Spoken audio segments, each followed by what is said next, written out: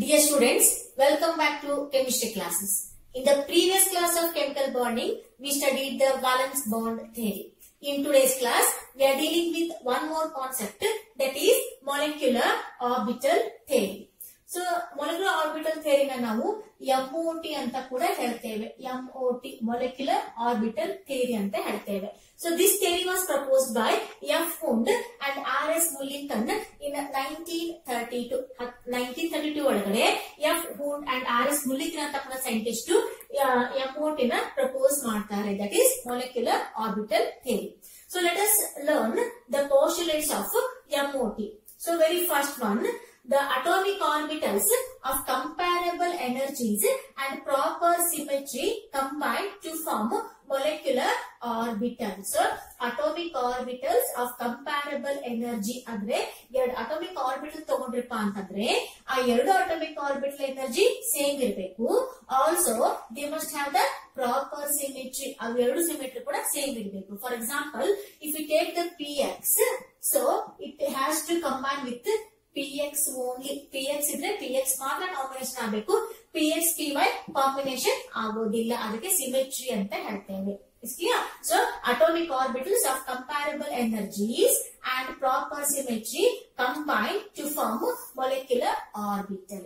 The second postulate is the number of molecular orbital formed is equal to the number of combining atomic orbital. ಅಂದ್ರೆ ಎಷ್ಟು atomic orbital combine ಆಗ್ತಾವಲ್ಲ ಅಷ್ಟೇ molecular orbital form ಆಗ್ತಾವ. So if two atomic orbital will combine, they will form the two molecular orbitals. So among these two, one is bonding, one is anti-bonding. So ಎರಡು atomic orbital combine ಆದ್ರೆ ಎರಡು molecular orbital form ಆಗ್ತಾವ.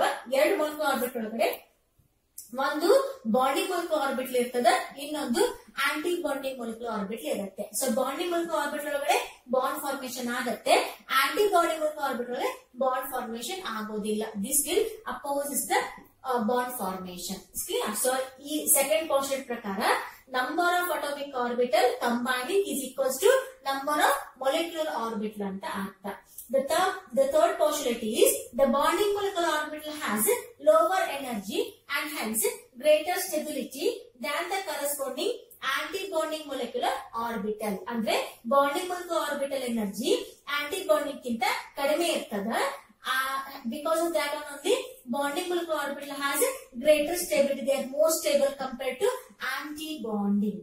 The fourth postulate is an atomic orbital is monocentric while a molecular orbital is polycentric. Andre atomic orbital ಒಂದೇ nucleus around electron distribute ಆಗ್ತಾವ. Molecular orbital ಒಳಗಡೆ ಎರಡು nuclei around electrons distribute ಆಗ್ತಾ ಹೋಗ್ತದೆ. Is like this. So ಇದು ಒಂದು atom ಅಂತಂದ್ರೆ if it combine with another atom, so they will form the one molecule. Is clear? So ಇದು in case of atomic orbital electrons ಏನದವಲ್ಲ ಒಂದೇ nucleus around distribute ಆಗ್ತಾ ಹೋಗ್ತಾವ. But in case of molecular orbital electrons ಏನದವಲ್ಲ ಎರಡು nuclei ಮಿಡ್ಲು ಸುತ್ತಲೂ ಏನಾಗ್ತದೆ ಹೇಳ್ರಿ distribution ಆಗ್ತಾ ಹೋಗುತ್ತೆ. Is clear? So ಇಲ್ಲಿ ಎಲೆಕ್ಟ್ರಾನ್ಸ್ ಏನಿದಾವಲ್ಲ ಒಂದೇ ನ್ಯೂಕ್ಲಿಯಸ್ ಸಂಬಂಧಪಟ್ಟಿರ್ತದೆ, ಬಟ್ ಇಲ್ಲಿ they distributed between the two nuclei. ಅದಕ್ಕೆ ಮೋನೋಸೆಂಟ್ರಿಕ್ ಅಂತ ಹೇಳ್ತೇವೆ, ಇದಕ್ಕ ಪಾಲಿಸೆಂಟ್ರಿಕ್ ಅಂತ ಹೇಳ್ತೇವೆ. Atomic orbital is monocentric while the molecular orbital is polycentric. So we move towards the fifth postulate. So fifth postulate ಏನ್ ಹೇಳ್ತಪ್ಪ ಅಂತಂದ್ರೆ, so the electron in a molecule are present in a various molecular orbital as electrons of the atom are present in various atomic orbitals. ಅಂದ್ರೆ atomic orbital atoms ಒಳಗಡೆ electrons atomic orbital ಒಳಗಡೆ distribute ಆಗ್ತಾವ. But in case of a molecule the electrons are distributed in the molecular orbitals ಅಂತ ಅರ್ಥ. Clear? So means what? The arrangement of electrons in the atom is in a atomic orbitals. The arrangement of electrons in case of a molecule is in a molecular orbit. Clear? And the last one is the molecular orbital like atomic orbitals are filled in accordance with the Avogadro principle, obeying the Pauli's exclusion principle and Ohm's rule. So atoms ಒಳಗಡೆ ನಾವು electrons ಅನ್ನ ಯಾವ base ನ distribute ಮಾಡ್ತೇವೆ ಅಲ್ರಿ. The arrangement or distribution of electrons fully depends on Aufbau principle, Pauli's exclusion and Hund's rule. Okay, so ಇವೆಲ್ಲಾ rules molecular orbital ಒಳಗೆ ಕೂಡ ಅಪ್ಲೈ ಆಗುತ್ತೆ. ಅಂದ್ರೆ ಮೊಲೆಕ್ಯುಲರ್ ಆರ್ಬಿಟಲ್ ಫಿಲ್ ಅಪ್ ಮಾಡ್ಬೇಕಪ್ಪ ಅಂತಂದ್ರೆ ಎಲೆಕ್ಟ್ರಾನ್ಸ್ ಡಿಸ್ಟ್ರಿಬ್ಯೂಟ್ ಮಾಡ್ಬೇಕಪ್ಪ ಅಂತಂದ್ರೆ in case of a molecule, so ಅವನ್ನ ಇವೆಲ್ಲ ಥಿಯರಿ ಕೂಡ ಇವೆಲ್ಲ ಪ್ರಿನ್ಸಿಪಲ್ಸ್ ಕೂಡ ಇಲ್ಲಿ ಅಪ್ಲೈ ಆಗುತ್ತೆ. Is clear? So these are the postulates. We'll repeat. The first one is atomic orbitals of comparable energies and proper symmetry combine to form molecular orbital. The second one is the number of molecular orbital formed is equal to the number of combining atomic orbital. That is, if two atomic orbitals will combine, two molecular orbitals will form. The third one is bonding molecular orbital has lower energy and greater stability than the corresponding anti-bonding molecular orbital. Fourth one is atomic orbitals are monocentric while the molecular orbital is polycentric. Fifth one is the electrons in the molecule are present in various molecular orbital as the electrons of atomic atoms are present in various atomic orbitals. And the last one is the molecular orbitals like atomic orbitals are filled in accordance with the Aufbau principle, obeying the Pauli's exclusion principle and Hund's rule.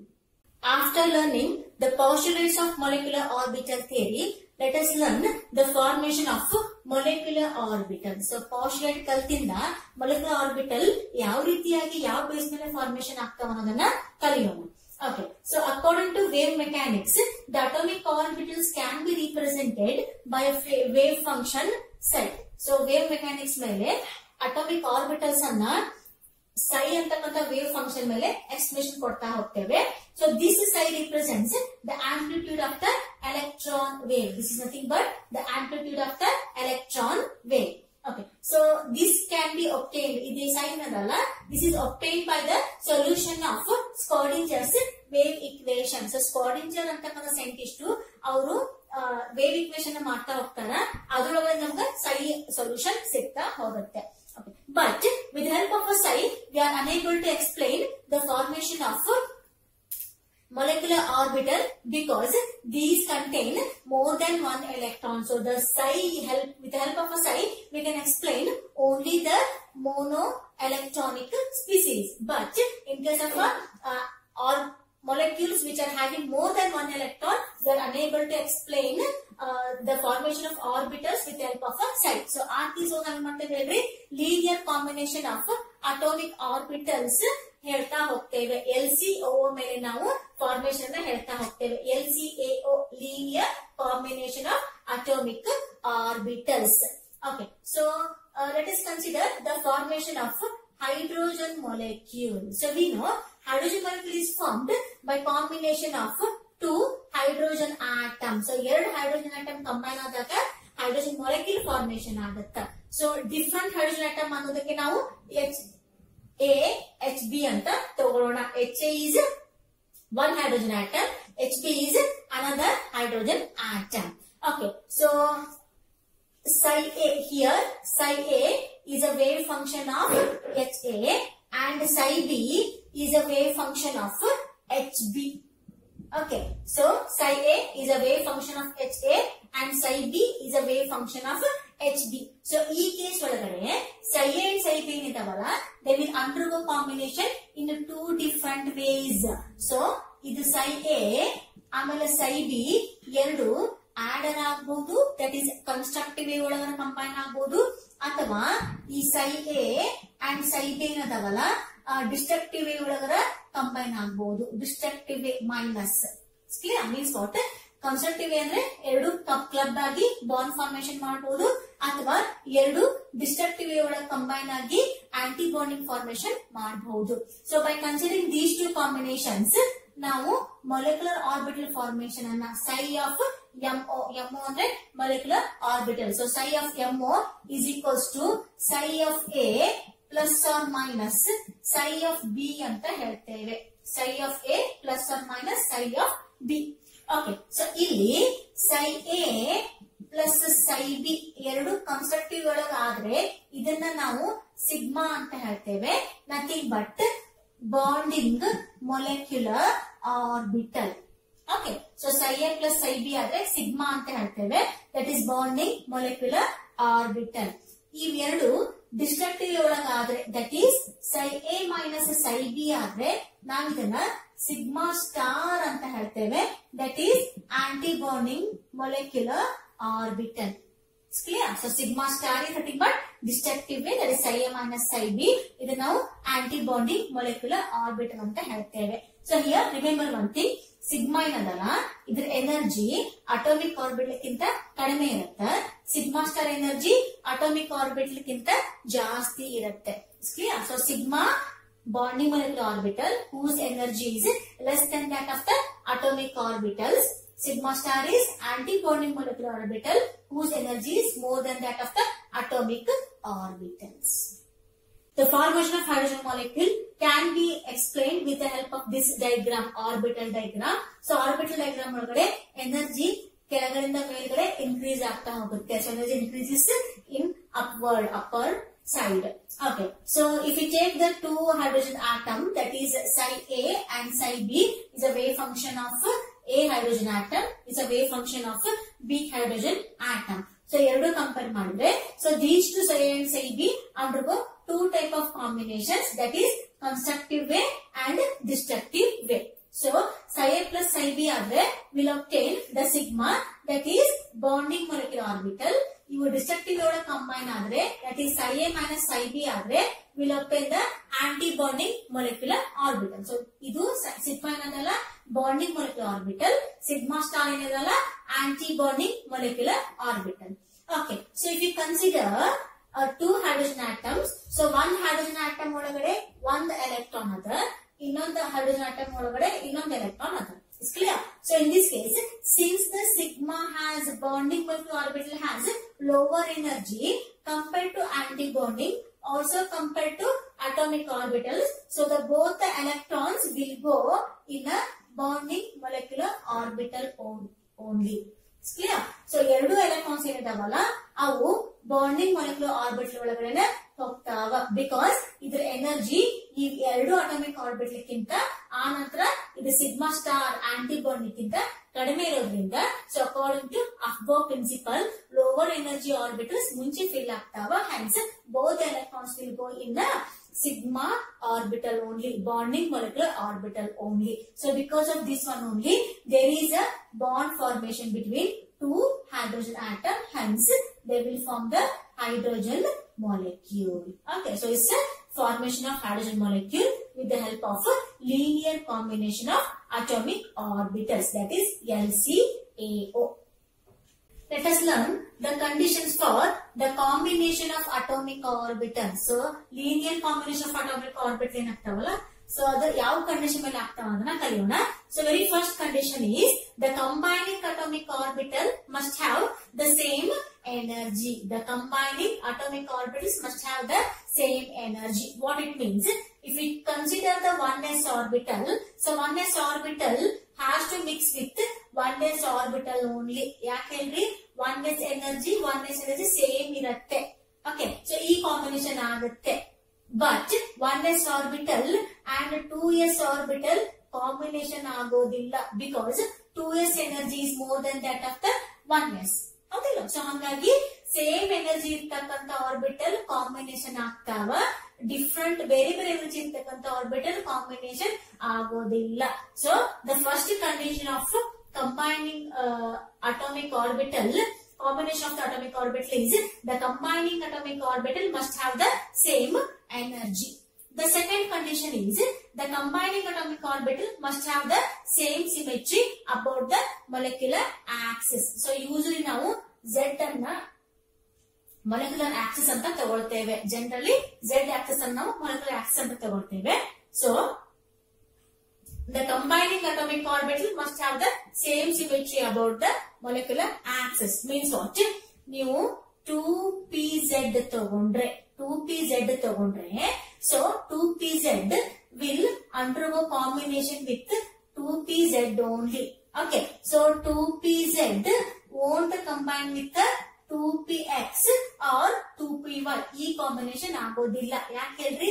Z pz symmetry same ಇರುತ್ತೆ, pz px ಅಥವಾ pz py symmetry same ಇರೋದಿಲ್ಲ. So ಹಂಗಾಗಿ 2pz ತಗೊಂಡ್ರೆ 2pz ಜೊತೆನೆ combine ಆಗುತ್ತೆ, 2pz 2px ಜೊತೆ combination ಆಗೋದಿಲ್ಲ. This combination is permitted. It's clear. So second condition is the combining atomic orbital must have the same symmetry about the molecular axis. So the third condition is the combining atomic orbitals must overlap to the maximum extent. ಅಂದ್ರೆ ಎಷ್ಟು ಸಾಧ್ಯ ಐತಲ್ಲ ಅಷ್ಟು ಜಾಸ್ತಿ overlap ಆಗಬೇಕು. So ಈ ರೀತಿಯಾಗಿ It's clear. So overlapping must be more.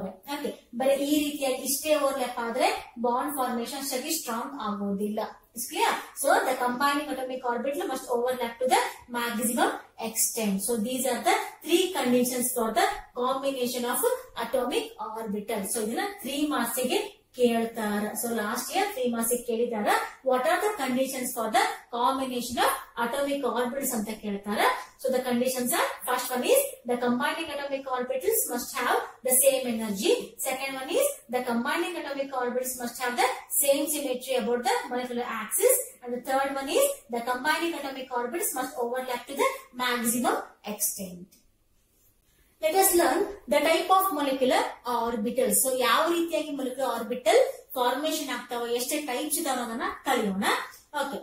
So there are so many types. So molecular orbitals can be represented as sigma, pi, delta and so on. Okay. So ಇವನ್ನ ನಾವು sigma, pi, delta ಈ ರೀತಿಯಾಗಿ ಬೇರೆ ಬೇರೆ way ಒಳಗ represent ಮಾಡ್ತಾ ಹೋಗ್ತೇವೆ. Okay. So sigma ಏನದಲ್ಲ, sigma, these sigma bonds are symmetric about the bond axis. So sigma ಏನದಲ್ಲ, they are symmetric about the bond axis, whereas pi ಏನದವಲ್ಲ, they are not symmetric. ಅವು ನಾನ್ ಸಿಮೆಟ್ರಿಕ್ ಅಥವಾ asymmetric ಅಂತ ಹೇಳ್ತೇವೆ. Okay, so these are asymmetric or non-symmetric ಅಂತ ಹೇಳ್ತೇವೆ. So sigma are symmetric about the bond axis, pi are not symmetric around the bond axis. Okay, so go for the types. So ನೀವು 1s orbital ಜೊತೆ combine ಆದ್ರೆ, okay, so 1s ಜೊತೆ combine ಆದ್ರೆ 2 atomic orbital formation ಆಗ್ತಾವ. That is sigma 1s and sigma star 1s. It's clear. So 1s combination ಆದ್ರೆ 2 atomic orbital, sorry, 2 molecular orbital formation ಆಗಬೇಕು. 2 club ಆಗಿರ್ತಾವಲ್ಲ, so 2 formation ಆಗಬೇಕು. sigma 1s and sigma star 1s. Similarly 2s combination ಆದ್ರೆ, okay, so 2s combination ಆದ್ರೆ ಇಲ್ಲಿ ಕೂಡ 2 club ಆಗ್ಲಿಕ್ಕತ್ತದ. So that is sigma 2s and sigma star 2s. Sigma 2s, sigma star 2s. Okay, so 2pz.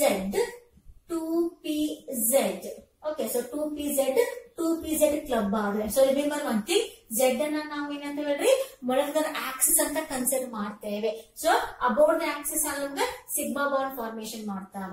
clear? So 2pz club ಆದ್ರೆ ನಮ್ಗೆ ಏನಾಗ್ತದೆ ಹೇಳ್ರಿ, sigma 2pz and sigma star 2pz formation ಆಗ್ತಾವ.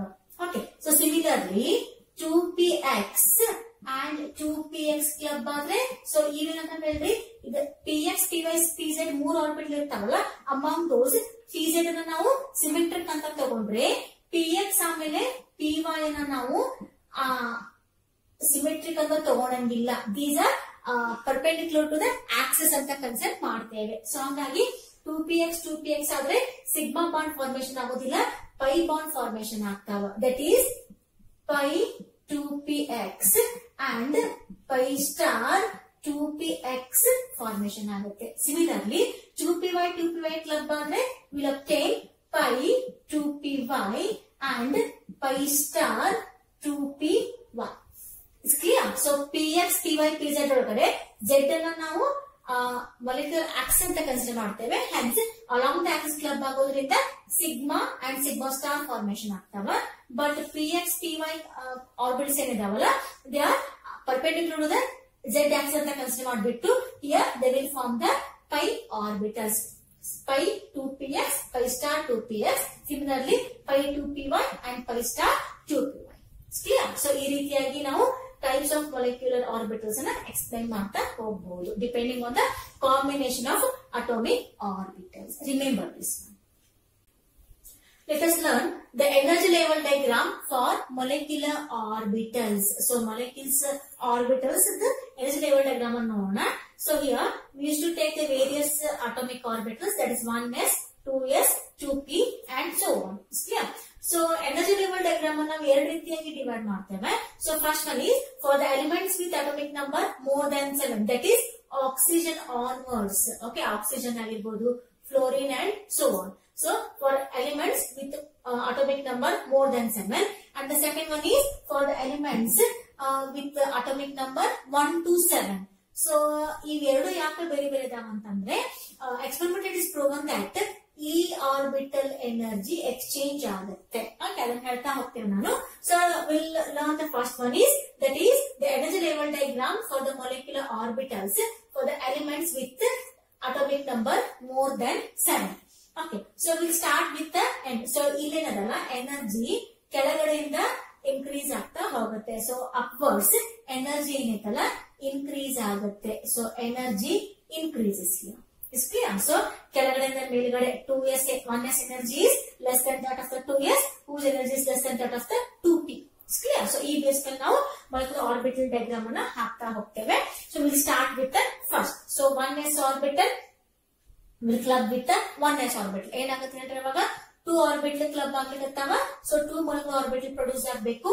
This is bonding molecular orbital sigma 1s and this is sigma star 1s. Okay, so 1s 1s club ಆಗಿ ಎರಡು molecular orbital formation ಆಗ್ತಾವ, sigma 1s sigma star 1s. Similarly, if you go for the 2s orbital, so 2s orbital will club with the 2s orbital to form the 2 molecular orbital, that is sigma 2s sigma star 2s, sigma 2s sigma star 2s. Okay, so 2p 2p ಇದ್ದಾಗ, so here 2p contains 3 orbitals px py pz. Similarly this also contains 3 orbitals px py pz. So ಈ case ಒಳಗಿದ್ದಾಗ with atomic number more than 7 oxygen atom next ಆದಾಗ ಈ ರೀತಿಯಾಗಿ ಅವು club ಆಗ್ತಾವ, that is pz pz club ಆಗಿ sigma 2pz and sigma star 2pz formation ಆಗುತ್ತೆ. pz pz club ಆಗಿ sigma 2pz sigma star 2pz formation ಆಗುತ್ತೆ. Clear? So what happens to px and py? Okay, so px py pi bond formation ಆಗ್ತಾವ.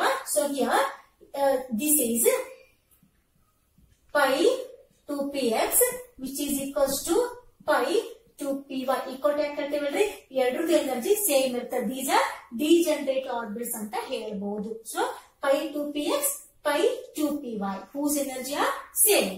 So here pi ಆಮೇಲೆ pi star 2px which is equals to pi star 2py.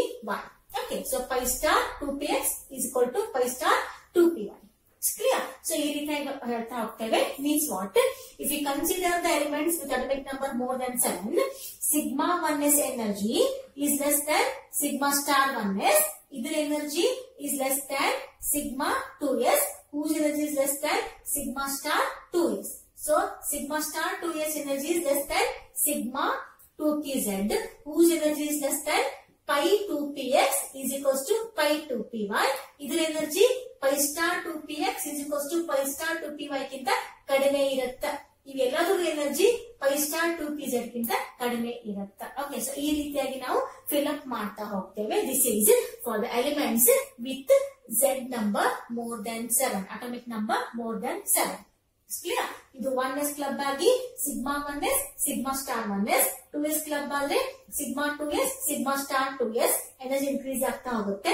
2p club ಆದ್ರೆ first ಗೆ sigma 2pz, ಆನಂತರ ಬರೋದು pi 2px whose energy is equals to pi 2py, then pi star 2px is equals to pi star 2py, next sigma star 2pz.